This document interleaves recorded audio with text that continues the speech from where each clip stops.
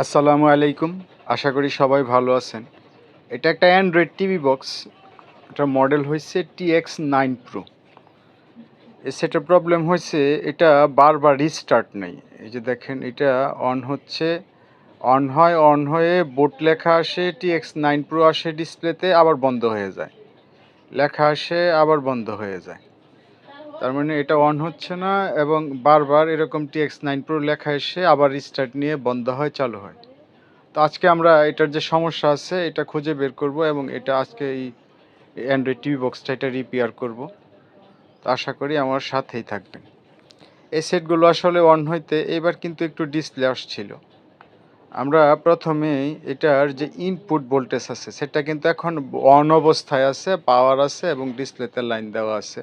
আমি যেটা দেখব এটার যে ভোল্টেজটা আছে, ইনপুট ভোল্টেজটা আছে, সেটা যখন অন হয়ে বন্ধ হয়ে যায় তখন ভোল্টেজটা ড্রপ করে কিনা। তার মানে এখানে 5.15 ভোল্ট আছে, মানে 5.5 ভোল্টের মতো। সেটা অন হয়ে, হ্যাঁ, এটা কিন্তু ড্রপ করে 4.8, তার মানে 4.5 ভোল্ট হয়ে গেছে। যখনই এটা অন অন হওয়া অবস্থায় এটা 5 ভোল্ট ছিল, কিন্তু যখনই আবার রিস্টার্ট করে বন্ধ হয়ে গেল তখনই কিন্তু এটা ভোল্টেজ ড্রপ করে 5-এর নিচে নেমে গেল, আবার কিন্তু এটা অন হয়ে গেছে।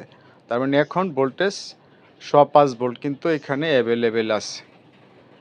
এটা যদি ইনপুট ভোল্টেজটা এটা রিস্টার্ট নেওয়ার সময় ঠিক থাকতো, তার মানে এটাতে 5 ভোল্ট ছিল, ইনপুট ভোল্টেজ 5 ভোল্টই থাকতো, কিন্তু সেটটা রিস্টার্ট নিত, তাহলে আমরা কি করতাম, মনে করতাম যে আসলে মাদারবোর্ডে কোথাও সমস্যা আছে, এই কারণে এটা রিস্টার্ট নিচ্ছে।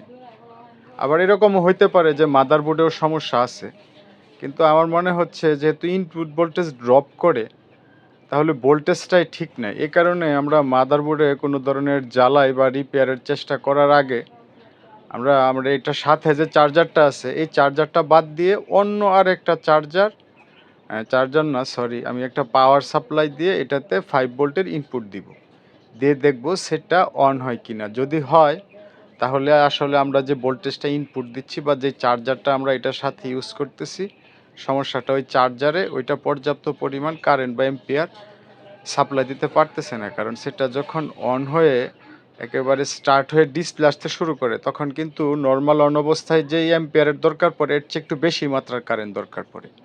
এই যে এটাতে কিন্তু পাওয়ার সাপ্লাই দিয়ে আমি এক্সট্রা 5 ভোল্ট ইনপুট দেওয়ার পরে সেটা কিন্তু অন হয়ে গেছে এবং ডিসপ্লেও আসছে। এই যে দেখেন আপনারা, ডিসপ্লে কিন্তু চলে আসছে।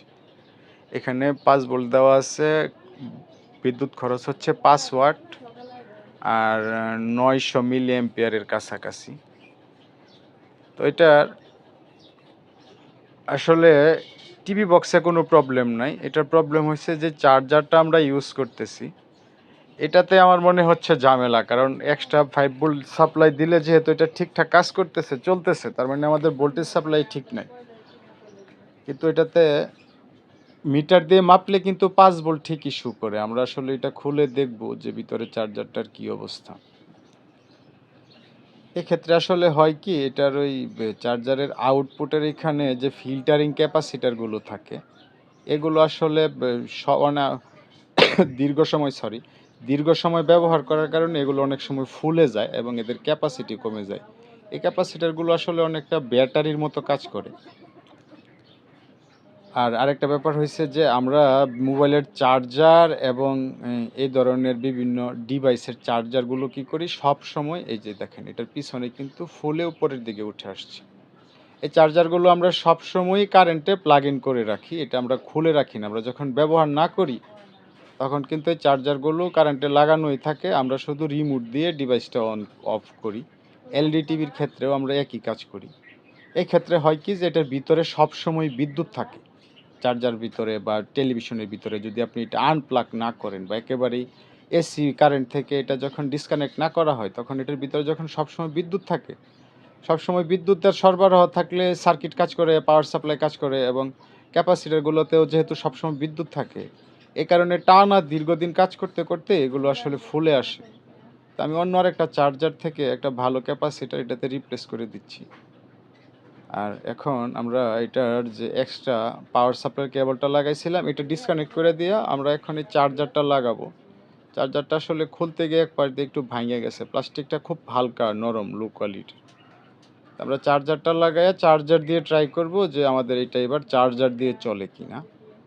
চলার কথা, যেহেতু ক্যাপাসিটার এটা পিছনের দিকে ফোলা ছিল, তার মানে ক্যাপাসিটার এটা ড্যামেজ ছিল, এটা পর্যাপ্ত ভোল্টেজ সাপ্লাই দিতে পারতেছিল না। এই কারণে এটা যখনই রান হইতে চেষ্টা করতেছিল তখনই পর্যাপ্ত ভোল্টেজ না পাওয়ার কারণে এটা বন্ধ হয়ে যাচ্ছিল। এই যে ডিসপ্লে চলে আসছে, আর এটা সেটা অন হলে প্রথমে প্লাগ ইন করলে বুট লেখা আসে, তারপর যখন অন হয় তখন এটা তার টাইমিং বাজতে শুরু করে, টাইম কাউন্ট হয়। এটা ডিসপ্লেও চলে আসছে। আমরা একটু ইউটিউবে ঢুকবো। প্রথমে আমরা এটার যে ওয়াইফাইটা আছে, এটা যেহেতু আমার এখানে কানেক্ট করে না, কাস্টমার নিয়ে আসছে রিপেয়ার করার জন্য, আমরা ওয়াইফাইটা কানেক্ট করে নিব। তারপর আমরা ইউটিউবে একটা ভিডিও প্লে করে দেখব যে এটা লোডে গেলে ঠিকঠাক কাজ করে কিনা। অনেক সময় যে বিভিন্ন সফটওয়্যার চালাইলেও একটু প্রসেসর যখন কাজ করতে শুরু করে একটু বেশি বিদ্যুতের দরকার হয়।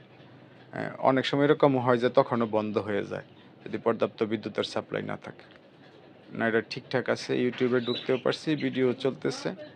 তো এই ছিল আজকের ভিডিও। ধন্যবাদ সবাইকে শেষ পর্যন্ত সাথে থাকার জন্য। ভালো থাকবেন সবাই। আর এই ধরনের সার্ভিস রিলেটেড ভিডিও দেখতে চাইলে চ্যানেলটা সাবস্ক্রাইব করতে পারেন। ভিডিওতে ভালো লাগলে একটা লাইক করতে পারেন। আল্লাহ হাফেজ।